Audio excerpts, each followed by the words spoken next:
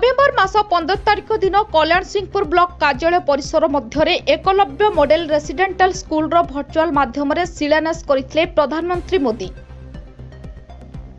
एही विद्यालय सुनाखंडी पंचायत अंतर्गत प्रधानीगुड़ा गांव पाखरे स्थापन हेबो, जहा द्वारा एही आखपाख अंचलर गां मनाईगुड़ा, प्रधानीगुड़ा और रेखालीगुड़ा गांव जमीहरा हेबाकू पड़िबो। ताहासह पूर्वपुरुषरु चाष काम करी जीवन जीविका करुथुवा लोकंको बंचिबा कष्टकर होई पड़िबो बोली एही बैठकरे चिंता प्रकट करी तीनिखंड ग्रामवासी लोके एक होई रायगड़ा जिला कल्याण सिंहपुर ब्लॉक अंतर्गत सुनाखंडी पंचायत बेलभट्टा बड़डांगु पदर ठारे ब्लॉक बहुजन समाज पार्टी कर्मकर्ता तत्वावधान में एही बैठक अनुष्ठित हो जायछि।